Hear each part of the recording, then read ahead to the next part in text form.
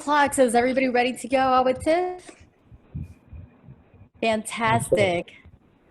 Good afternoon, everyone. Thank you for joining us today for the Business Development webinar. My name is Hannah Fernandez, and I am the chapter chair of SCORE Chicago.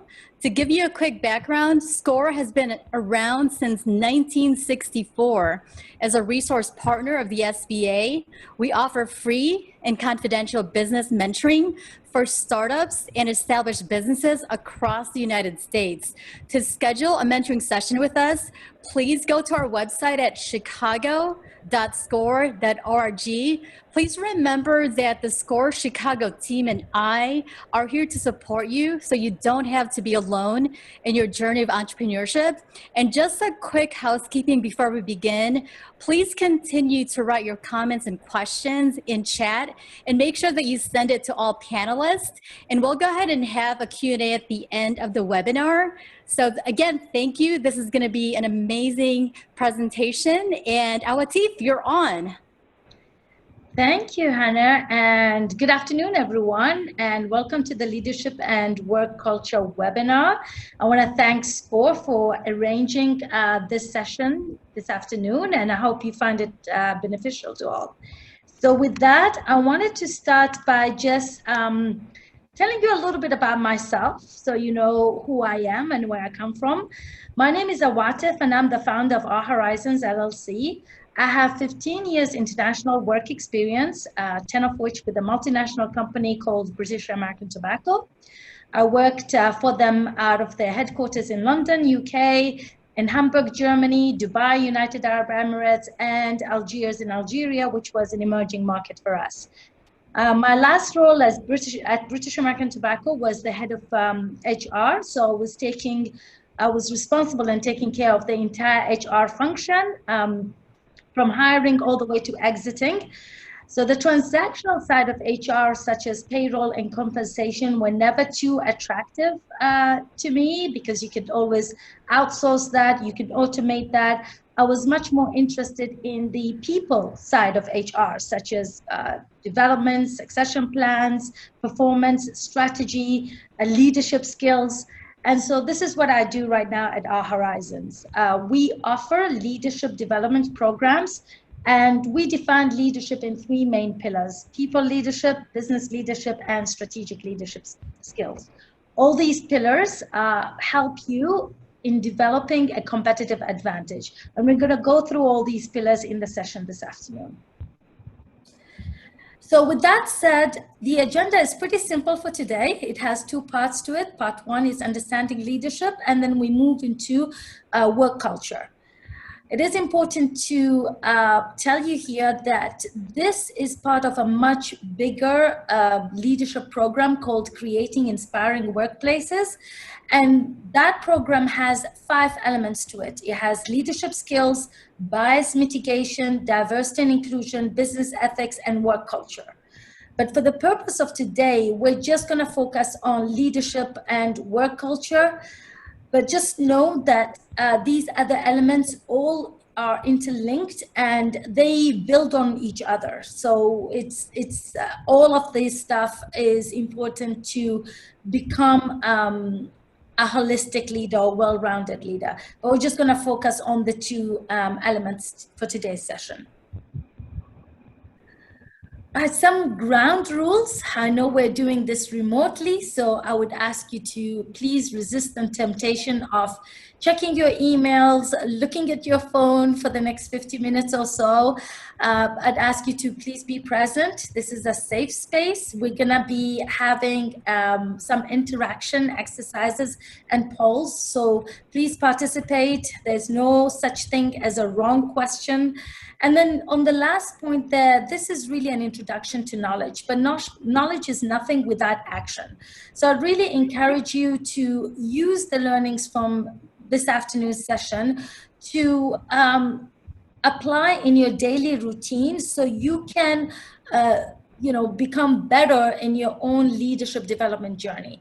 We're not going to cover everything today. I cannot promise you that after this session you'll become the super leader, but it is an awareness, and it is the first point into starting to build that leadership muscle. Right, let's move on to part one. So before we go, and I did say this is going to be an interactive session, so I'm going to go ahead and launch a poll here. The poll has 3 questions to it, and I'm just launching it right now. The first question is there a difference between a manager and a leader in your opinion? Question number 2 is it's a statement. So the statement reads, are you either a natural born leader or not? And then question 3 is leadership reserved for a chosen few, or is it good for everyone? So I'd like you to take a moment to answer these questions, and I see some results coming in.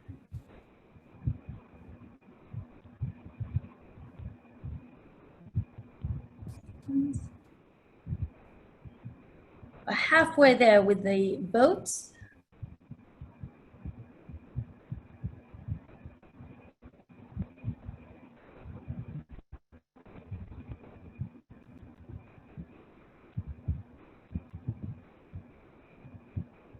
Almost there.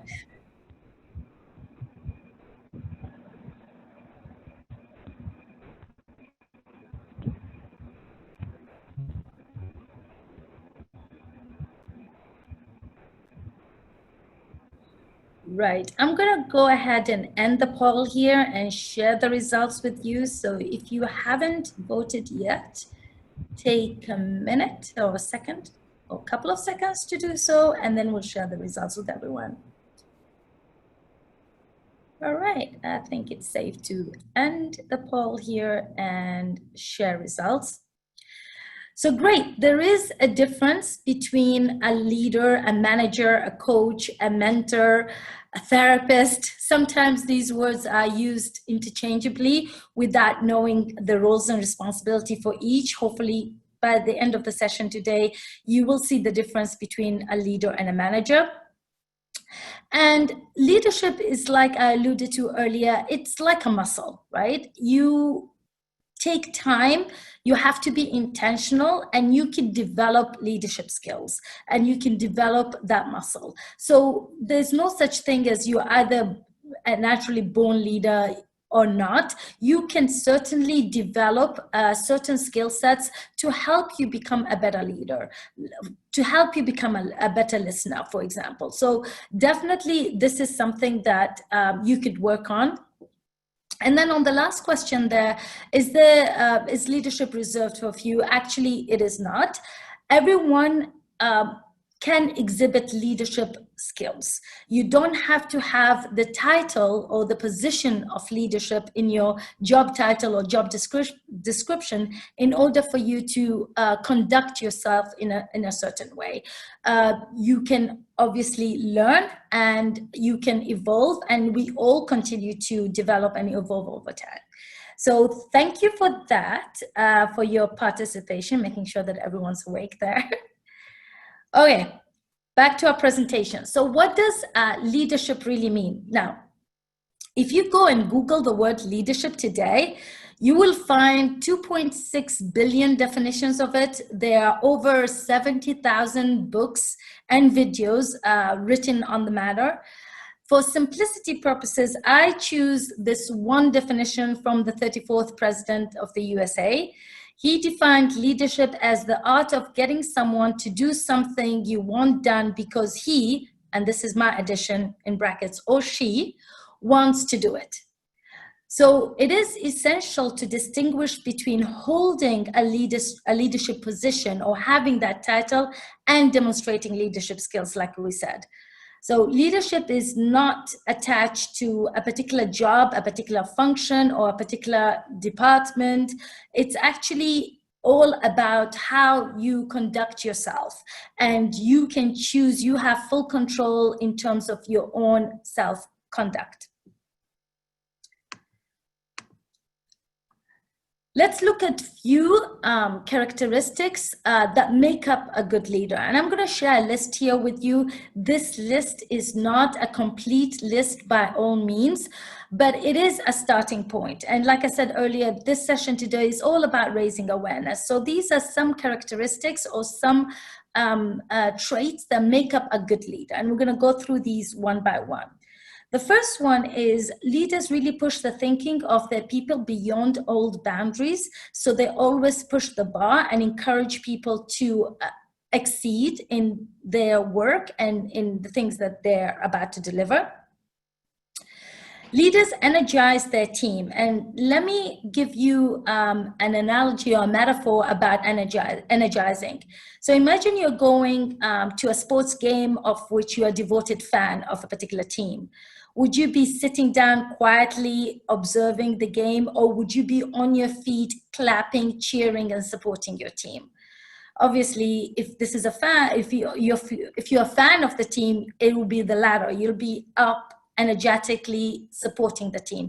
And that's what I mean by energizing the team. So as a leader, do your employees come into work fully energized as you would be if you are going to watch a particular sport that you're a fan of? So that's what leaders are able to do, to bring up that level of energy among their team.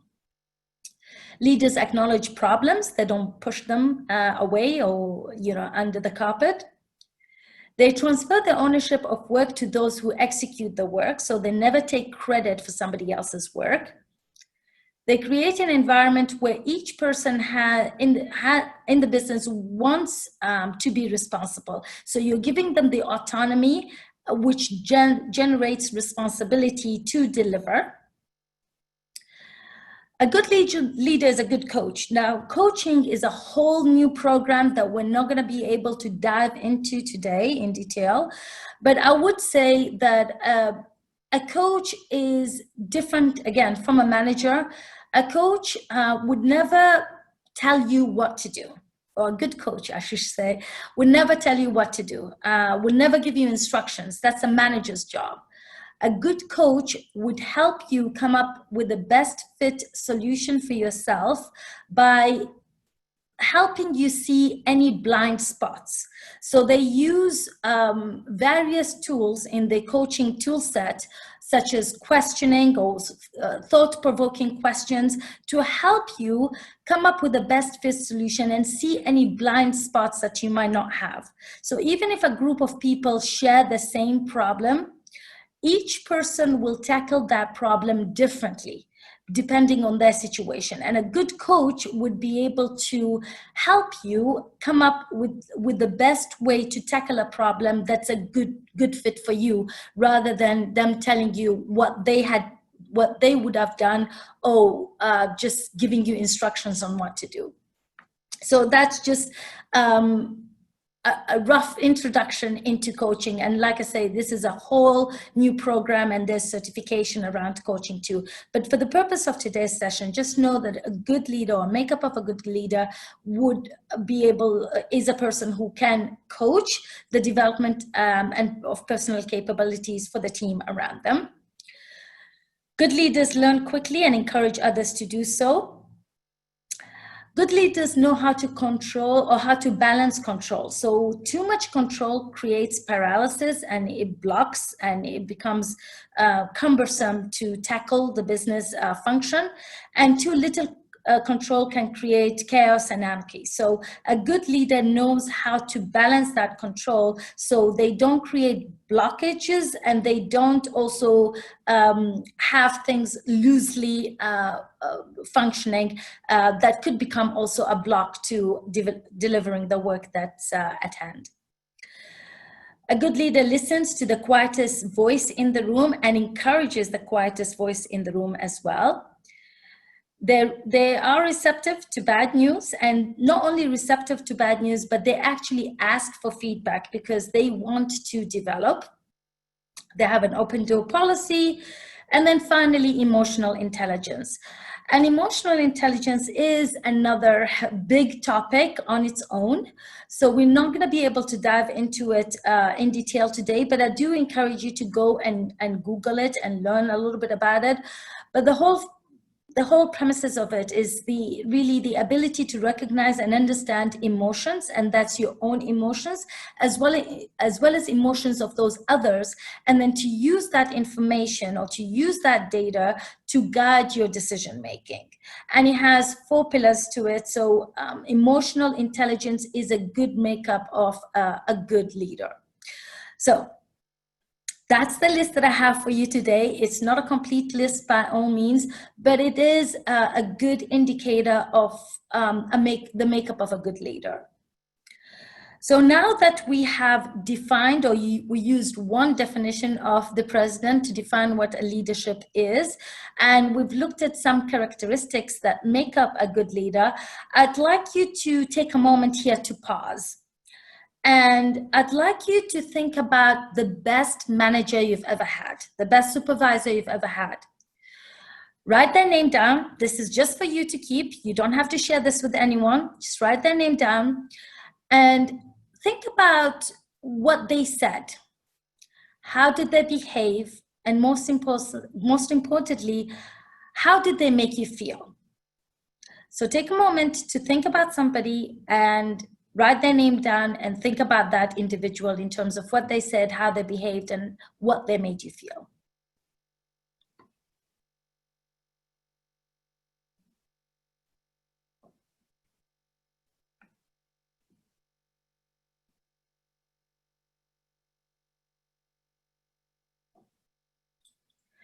So hopefully you all have somebody in mind. I'd like you to quickly, just to keep this interactive, I'd like you to use the chat box and just write down a few characteristics, a sentence, or anything you can think about this person, or what made you select them when I asked you to think about the best manager experience you've had. So if you will, just type a few things in the chat box. So I see a few things coming in. They're very calm, they're composed, regardless of the situation. Anything else?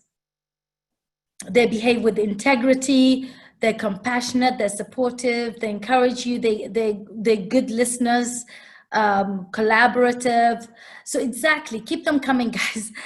They're encouraging, they listen, they empower. Empathy came up, that's great. Motivational as well. So you see, all these elements, this is what we hear when we talk about a good leader.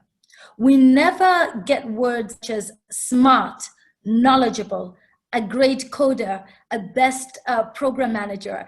We don't hear about the technical skills when we ask people to reflect on a good leadership experience. We hear exactly what we see here coming through in the chat box. So, people are relevant, they're supportive, they're empathetic, they're available, they're approachable, basically. So those are the experiences that people think about when they think of a good leader. That's not to say technical skills are not important, but that's not the first thing that comes into mind when you think about a good leader.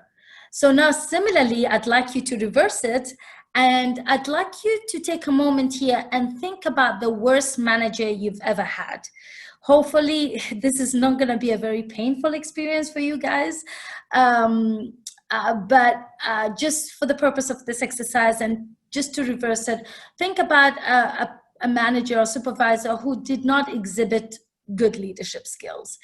Again, take a moment to think about that person, write their name down. This is just for you to keep.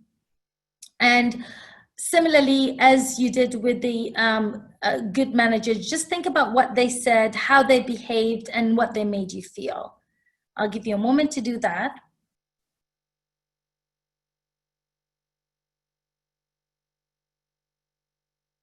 Yes, and I see results coming in terms of describing them. So competitive, condescending, big ego, selfish. Selfish came up a couple of times. As no integrity, dishonest, divisive. Exactly. So those are the characteristics that come when we think of bad leadership styles. Remember when I said leadership is not a title, it's the conduct. And so we've all had experiences of good leaders and bad leaders. So this emphasizes why having good leadership skills is important. And I don't know how far back your experience was. I don't know if this is somebody that is you're currently interacting with, for example, a current manager, or if this experience happened in the past or years ago. But whatever it is, regardless of the time, they left that experience with you, and it became lasting to today for you to think of their name either in a positive light or in a negative light. So, you know, the conduct that people carry on really lasts. Those impressions last forever, and people remember that conduct more than your technical capabilities. So thank you for your participation, guys. So let's go back to our presentation for today. So the experiences you're sharing are not unique. In fact, this is a research that was done by Glassdoor, and as we know, Glassdoor really track the reputation of companies. People go into Glassdoor to review what employees say about the company. So it's a good source of knowledge, specifically when we're talking about leadership and culture. So they did a research back in 2016, and I'm sure there's an updated version of this.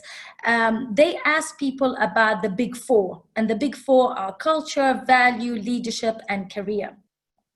So as you can see from the graph there, people scored highly when it came to the importance of culture, value, leadership, much more highly than compensation, for example. So when they did their research, the outcome was that they found that culture and leadership are 3 times more important than salary in your employment brand. And they also found that the career development and learning are almost 2 times more important than compensation, benefits, and work environment. So people are really telling us that this stuff is important, and this is they want good leadership, and they want to work in environments where the healthy work conduct is done. And there are so many different types of leadership. These are just some models that are out there. I'm not going to be able to go through all of these models today, but I did want to highlight them. By all means, please go and research these models. There's no right or wrong model. It all depends on what your intentions are and what level of maturity you're in and what you want to accomplish, really. So I'm going to take you through some of these models quickly today, but feel free to go and do your own research later. The first one is the leadership challenge.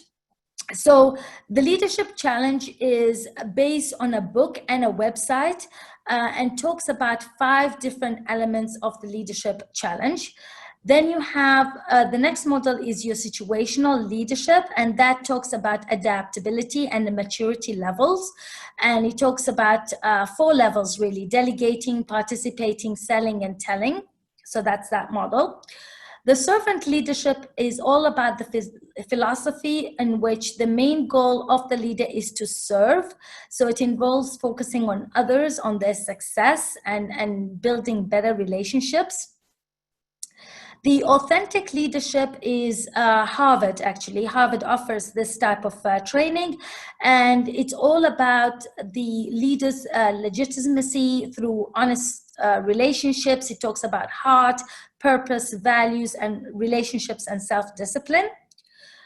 Transformative leadership is all about change and how a leader takes others through a change process. The leader-member exchange theory was first emerged in the 1970s, and it focuses on the relationship that develops between a manager and the members. And it focuses on 3 things: role-taking, role-making, and routinization, if I can pronounce that right, but routines. Um, Strength-based leadership is a Gallup model, and they have a book as well. This is based on the Clifton Strengths, and it focuses on recognizing what you and your team excel at. And by that knowledge, you start delegating tasks to those who are strong in those specific areas. So it's all about your strengths. Maxwell's 5 levels of leadership is also based on a book, and it has 5 levels to it. And then finally, the high impact leadership model focuses on drive, emotional intelligence, trusted influence, conceptual thinking, and systems thinking. So those are the different type of models that are out there. Please go ahead and research as many models out there as possible and adopt one that's a good fit for you. For today's session, I'm going to talk about the 3 pillars that I introduced earlier on. So I was talking about the people leadership pillar, the business leadership pillar, and the strategic leadership pillar. And these are the pillars that Our Horizons uses to define leadership. These 3 pillars are not independent, nor are they sequential. I'm just listing them in these 3 categories to make it simpler and to clarify it. But you cannot claim to be a good business leader, for example, if your relationship with your people is not good. Or you cannot claim to be a good strategic leader if you cannot conduct your business in an ethical manner, or you cannot provide direction and focus to people. So you really need elements of different pillars to become a well-rounded business leader or holistic business leader. And like I said before, we don't expect everyone to develop everything tomorrow. That's going to be overwhelming. These are different skill sets, and we're going to go through each pillar here in a moment. Select 1 or 2 skill sets that you want to develop today, and then keep building in your own personal journey to developing and to enhancing your leadership skills. So let's talk about each pillar in detail. The first one is the people leadership. So when we talk about people leadership pillar, these are the characteristics that come up when we're thinking about a good people leader. So a good people leader would be a good coach. And I said coaching is a whole different program on its own. But just know that a good people leader will demonstrate strong and good coaching skills. They'll be aware of their own impact and then on others and on those around them. Good people leader communicates clearly. They know how to inspire, engage people. They display fairness. They build that enthusiasm and energy that we had talked about. They're active listeners. So there's a difference between hearing somebody speak and actively listening. That's another skill set that's easier said than done. They respect work-life balance, they celebrate success, they support diverse team, they're approachable, they want to have 360 feedback. So they ask for feedback and they give feedback, they show integrity, as most of you have said, and they lead by example. So these are just some characteristics that go around or support a good people leader. And they gain respect really through their behavior rather than a title or position that's given to them. So that's a good people leader. When we talk about business leadership, these are the characteristics or some examples that demonstrate good business leadership skills. So a good business leader will make a decision for the best interest of the business. Okay, a good example of this is budget, for example. So if you have a budget and you didn't use your departmental budget for the year, and those funds could be used elsewhere in the business unit or business function, then you would be willing to give up those funds or give up those resources to help that other business unit, because by doing so, you are making a decision that's that's for the best interest of the entire business. So that's an example of good business leaders. Good business leaders drive for results. They know how to mobilize resources. They know how to prioritize. They have good time management.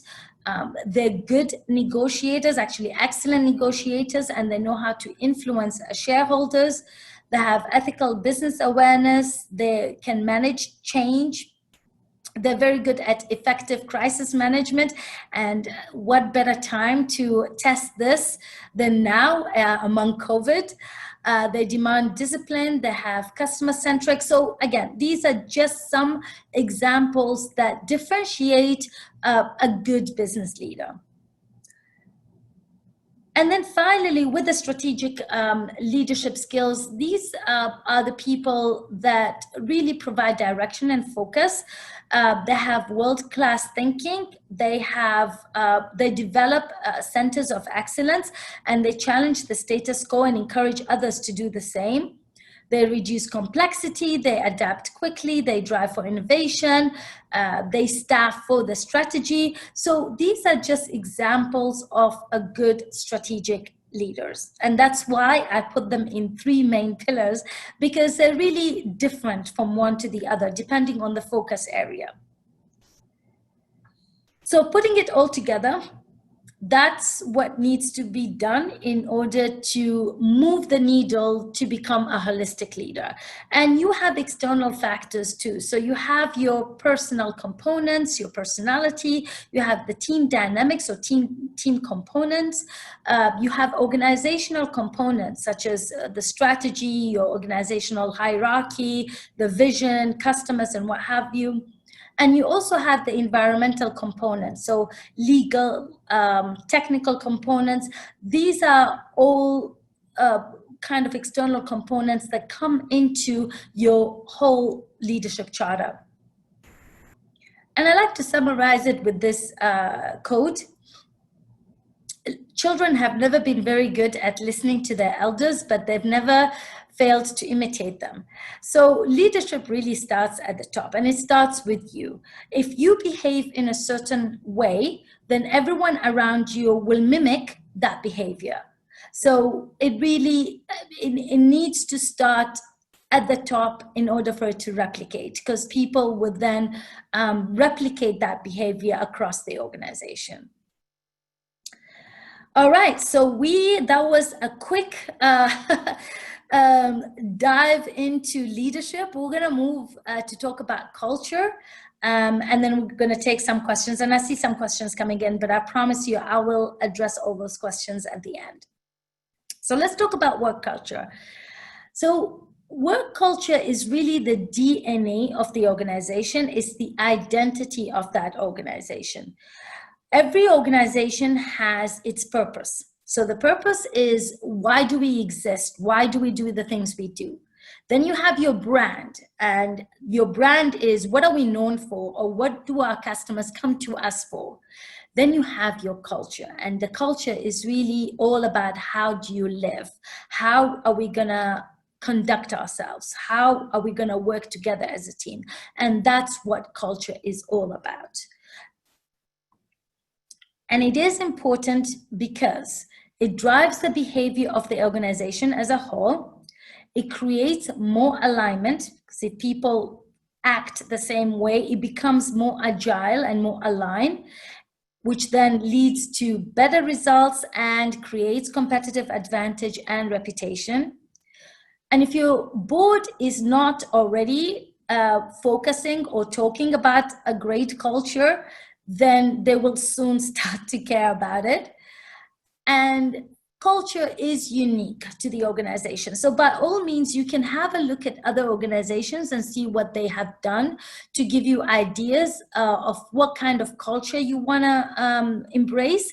But it's not a cookie cutter. It's not, you cannot copy and paste a culture from one organization to the other. It really needs to be intentional. It needs to be unique to that organization.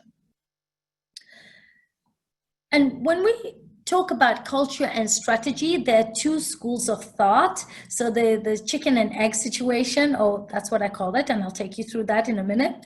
So the first one is that strategy drives your culture. So every organization has their strategy. and then the strategy dictates what they're going to do, and then they try to find a culture that will fit that strategy and will help them deliver that strategy. So they have strategy first, and then culture follows after that. So this is one school of thought. But what happens is that your strategy might change over time. So we find ourselves in this COVID-19 era. I'm sure nobody predicted COVID or this pandemic when they were doing their strategy planning for 10 years, 20 years, however long the strategy is. So strategy can change over time. And you might end up having different scenarios to deliver on your business goals. So what are you going to do then? You're going to have multiple cultures? You can't do that because you're going to end up with a kind of a split personality organization, right? So the idea is really to have culture first. So let's decide as an organization, how do we want to behave? How do we want to conduct ourselves first? We do that first, and then everything else comes on top of it. So that way, even if the business conditions, external factors or external environment conditions change, at least your culture is still intact. Your strategy might change, your actions might change, your delivery might change, but the way you deliver on those business results is going to remain intact. And that's why they say culture eats strategy for breakfast. So those are the different school of thoughts. And there was a research done, this is done by Limate. They went around and they asked people to describe their culture of the organization. And people came up with these different descriptions out there. You can read them.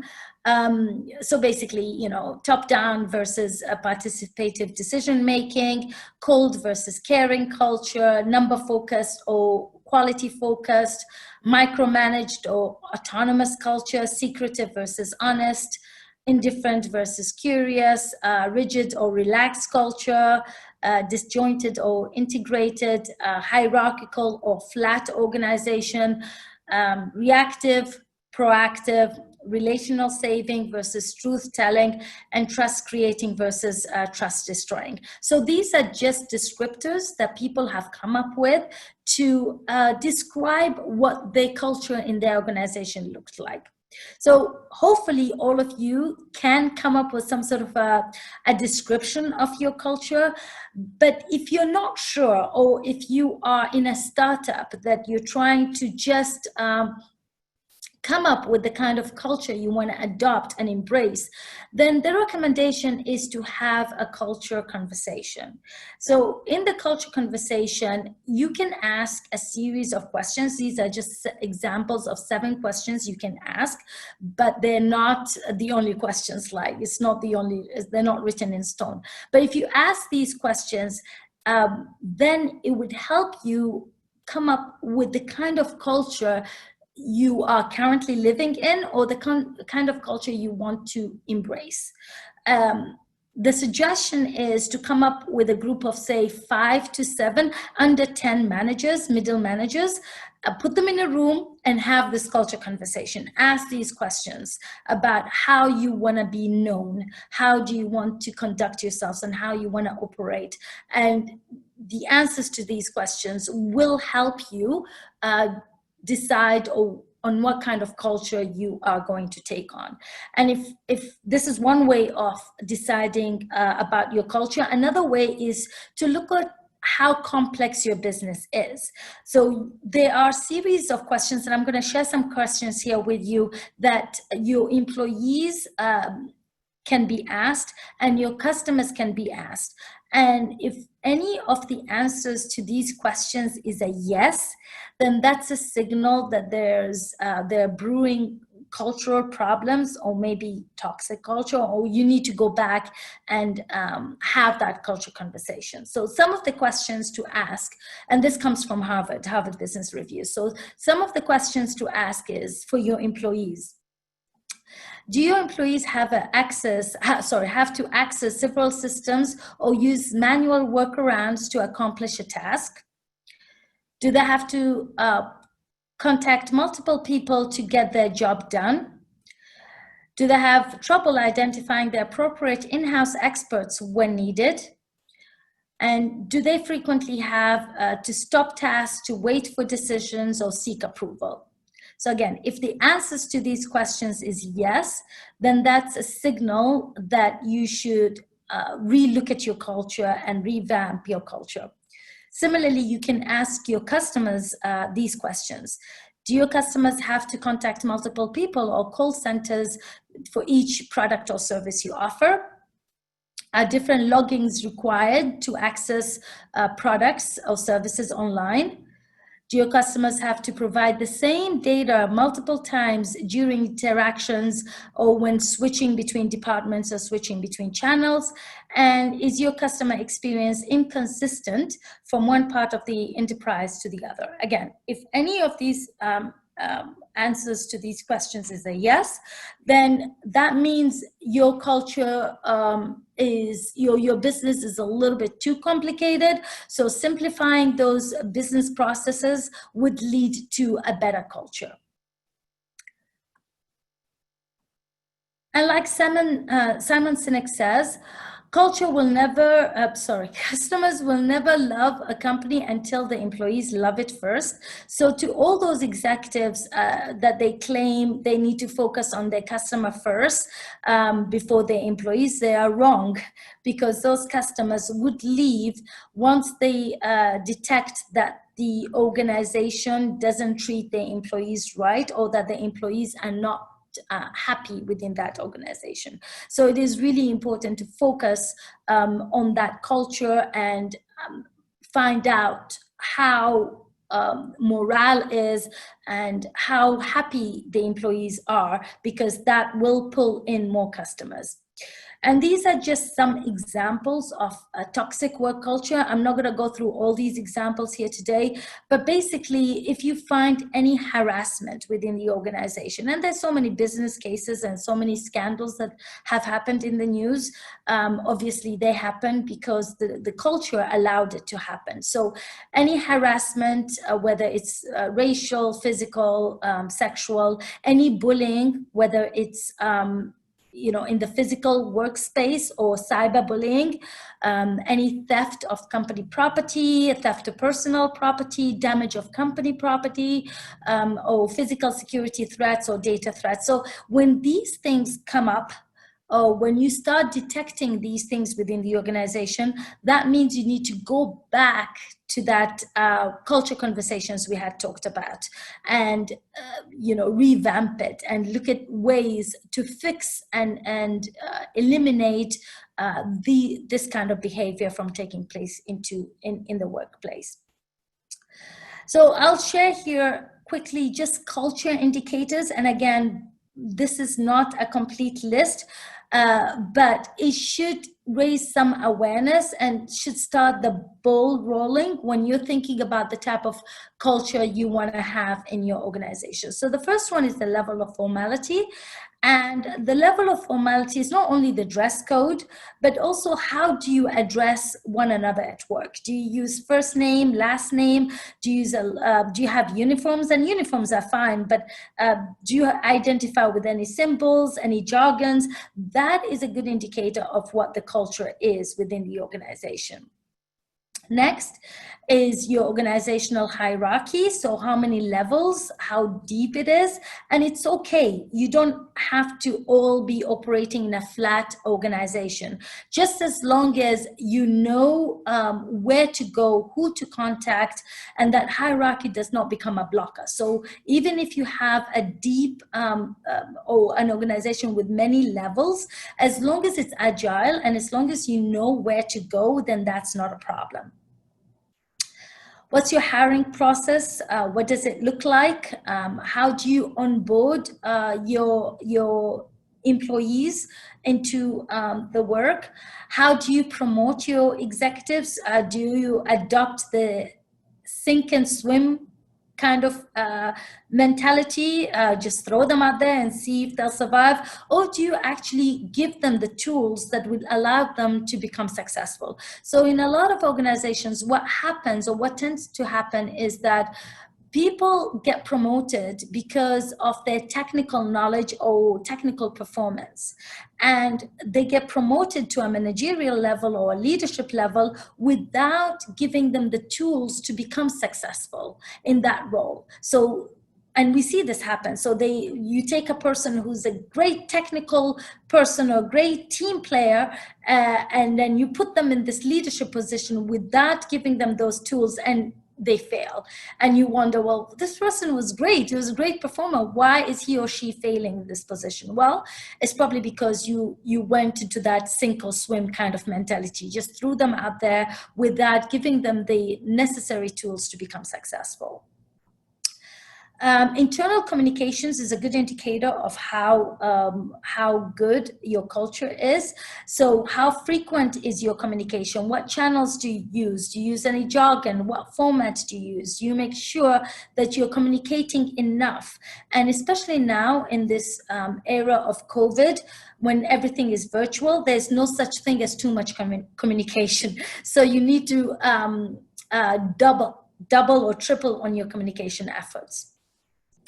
Office literature and decor. If somebody were to walk into either the physical office space or the virtual online on your website, if they go there, what kind of decor will they see?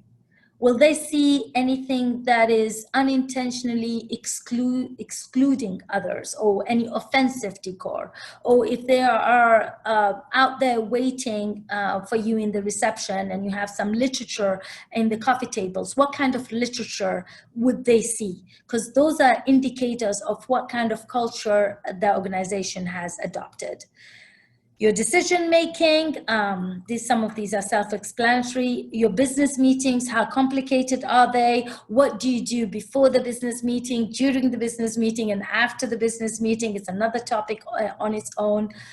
How do you manage performance and performance development within your organization?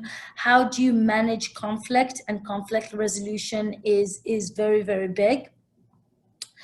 What are your social events? Are they all happy hour drinking? And that's not a bad thing, but I'm just saying you need to diversify and make sure that everyone feels included and you have a culture that is open to everyone.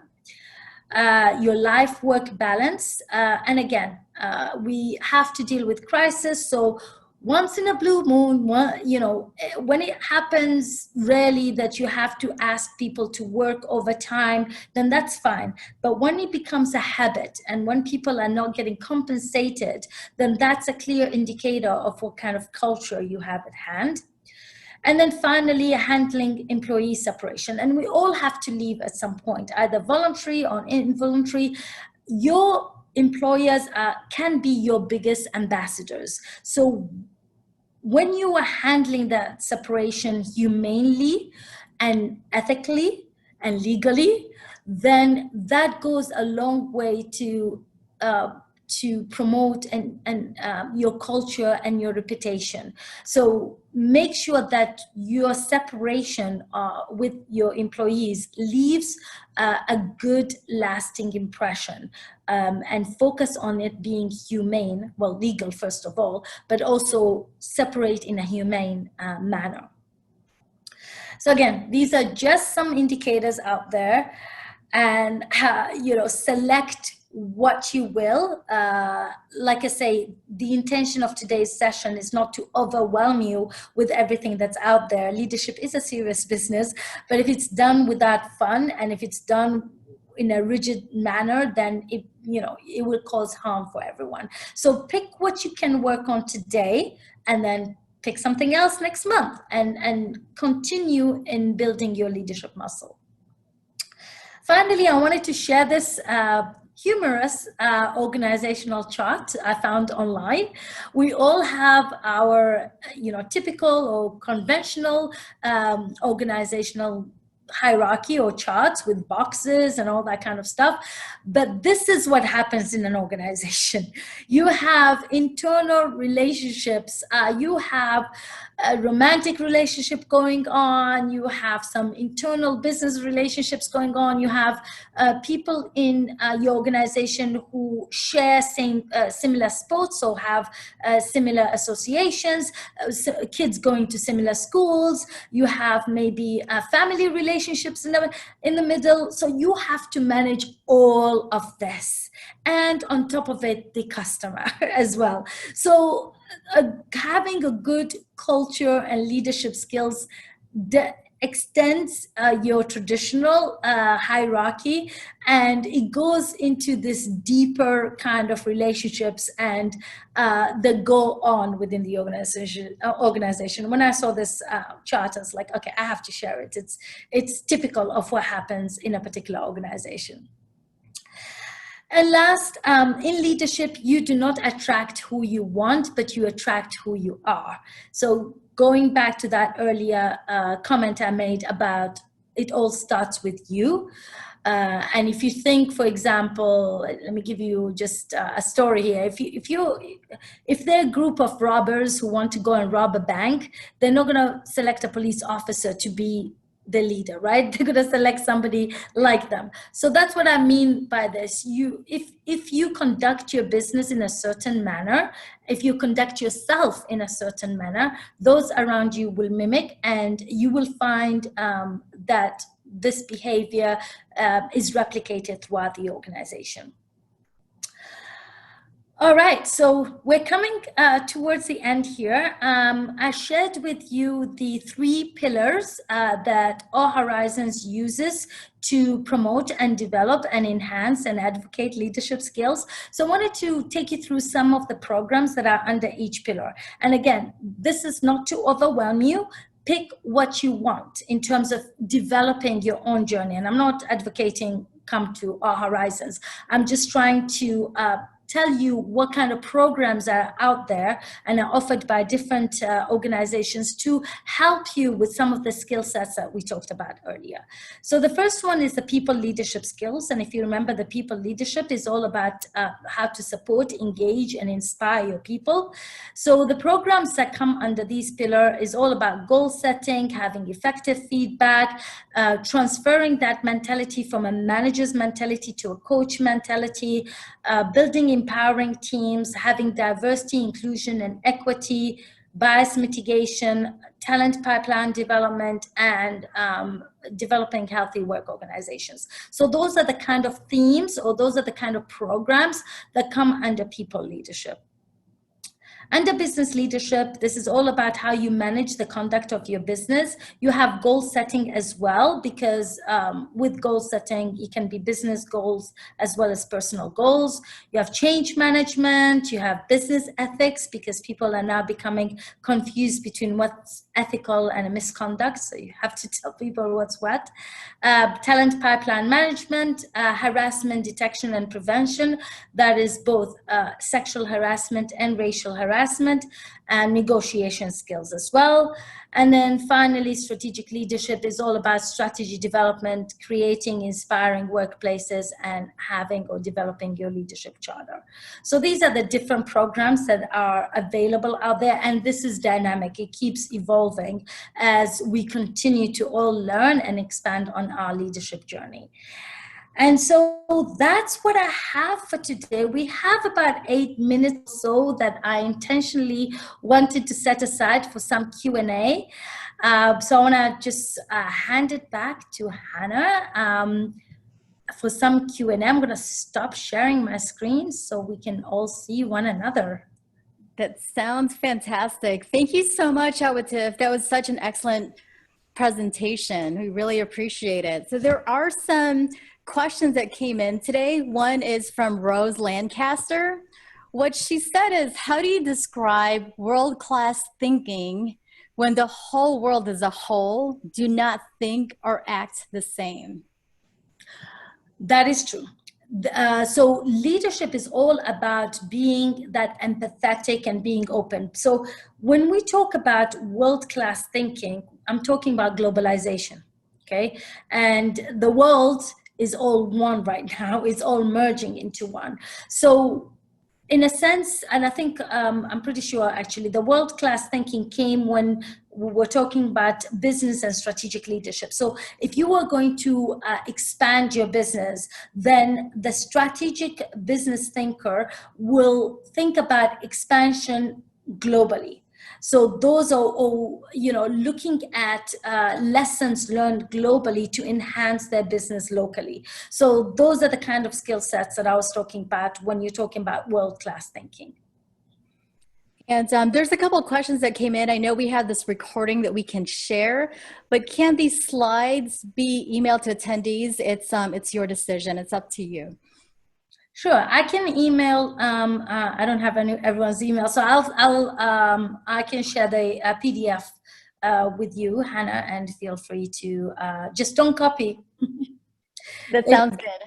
We'll go ahead and do that. There's also a question from Sarah Zuccaro. She said, do you have any advice specifically on how to lead creatives and artists? I think with creative and artists, you need to maybe strengthen the innovation and outside box thinking. But these leadership skills are really generic, right? It depends on the business that you're in and what you want to achieve. And like I said, I don't want this to be overwhelming, and I don't want people to feel, oh my God, I have to develop everything today. The reason why I put it in those different pillars is for people to pick and choose what is good for them. But I don't see why in that industry of art, you cannot think about, change management as a leadership skills. I can't think why you wouldn't want to enhance your coaching capabilities. So I really think the skills that we talked about today can apply in any to any industry. But like I said, today is just a snippet, it's just an intro, and we won't be able to dive deep. The intention is just to really raise the awareness and see where you're at, and then gauge from that and develop what you can develop. That's great to know, because there was a question also from Steve Loam that's asking about, hiring and working with outside professionals. Like you said, leadership, just like business fundamentals, are applicable in any industry.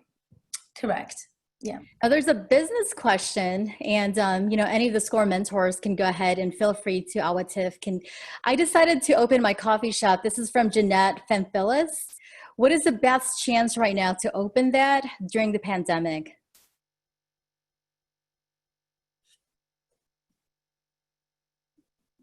Is this one for me or for SCORE? I'll take that. Yeah, I saw that earlier. You have to look at your market. Do you have a market that will come in and support your business? That's where your finances are. That's where your livelihood will be.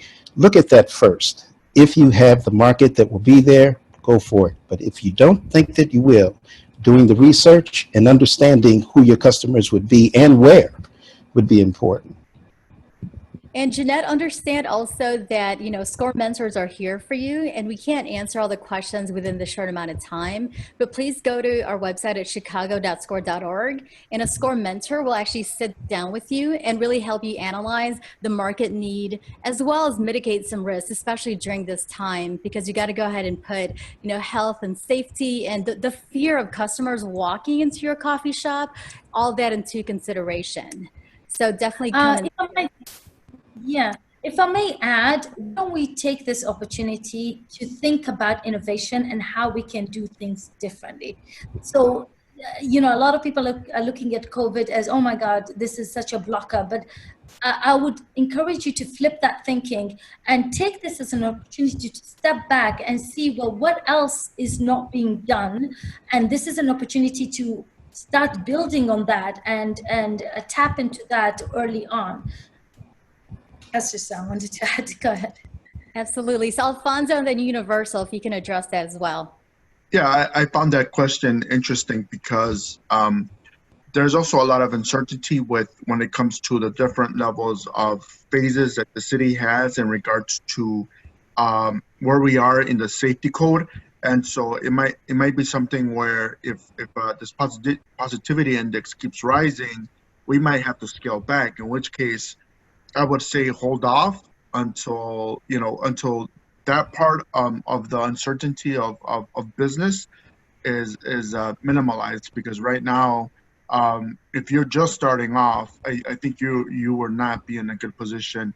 If you were to roll out and doing all the spending that you have to do to open a business, and then all of a sudden we have to step back in a phase, and then no one can go out.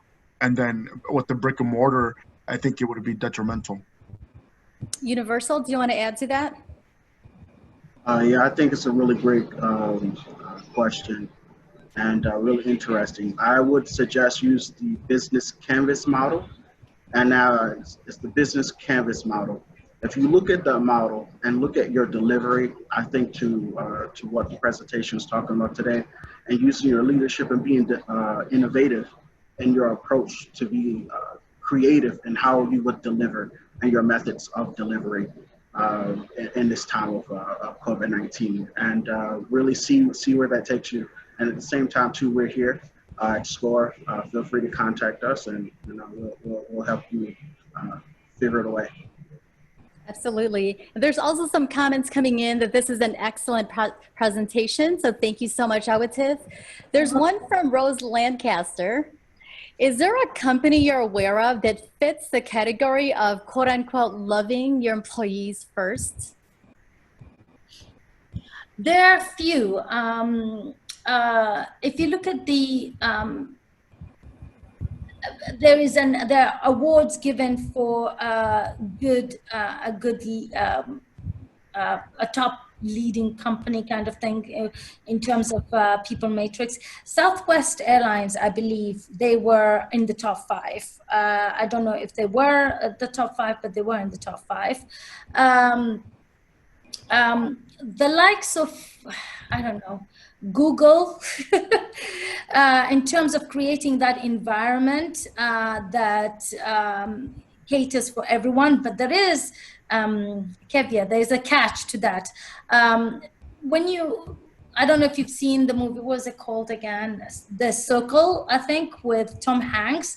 When you create an environment that captures people, and you can't imagine work without this organization, and your entire life becomes part of it. So too much of anything can be bad for you, even too much of a good thing. So, but Southwest, go ahead and Google. There's this list that goes, there's an index and they update it every year. So I do know that Southwest Airlines was one of them there. You caught me, I can't remember the other companies, but there is some sort of a matrix that's being kept. That sounds good. In the interest of time, we'll take 2 more questions. So there's one from Sarah Zuccaro. Alfonso, did you want to go ahead and say something? Yeah, I just wanted to add, Forbes has an index of the best places to work at. So does Crain's Chicago. And then I would say take the commonalities of those, and because a lot of them kind of overlap in regards to what they do right and why employees like working there. So, but those are 2 good indexes that are constantly being updated. So. Thank you. So here's a question from Sarah Zuccaro. In regards to formality, will a lack of dress code or too casual of an environment in general seep into work ethic? To give context, I own a dance studio. No, it depends on how you communicate it, right? If you own a dance studio, you can't be wearing suits all the time, right? That's not reflective of the strategy or the brand of the company. So it really depends. It depends on how the organization what kind of image it wants to see itself. So for example, when I worked for British American Tobacco, we intentionally made it, I think it was Thursday, not Friday for some reason. We wanted to be different. So it was casual Thursdays. So you could come in with jeans and sneakers and t-shirt, that's fine. And we'd only, actually the entire organization were kind of was relaxed. The only time where you would have to put a suit and all the stuff is if you were meeting a client. But even meeting a client, some of our clients, because it was tobacco industry, some of our clients were club owners, because we were selling tobacco, club owners, bars. So you can't go and meet people in bars wearing suits. You have to kind of mimic what your customer wants as well. So that's why it's very, very particular. As long as it's not offensive or illegal, or right now as well, it's politically skewed to one level or the other. Just common sense, people. Yes, But exactly. you don't hurt anyone. Great points. From Steve Salisbury, what are the most significant cultural elements that create cross-functional dysfunction in an organization? My way or the highway. Yeah. When a leader is not strong enough, is not mature enough to recognize the mistakes that they have done, that's problematic, in my opinion. Absolutely. And let's end with this. What are some good habits, if established, reflect a good positive impact on the 3 leadership pillars? Okay, so you want me to name one under each? So, Sure. yeah, some good habits. Yes. I would definitely say be open. I do a lot of work right now on diversity and inclusion, and it's amazing. Nobody wanted to pay attention to diversity and inclusion 3 months ago, and now everyone wants to do something about it. So rightfully so, and great. But the one thing is just be open-minded. A lot of people have come with a lot of stereotyping, which can unintentionally cause biases, which can unintentionally cause acts that are not appropriate. So I think the biggest thing, and it links to the level of maturity and the level of emotional intelligence and the level of awareness. So the more mature you are, the more open you are to listen to, you don't have to accept everything, but at least listen to things that contradict with your own beliefs and your own upbringing and learning, because we're all being taught things traditionally that we know now that they're not right, right?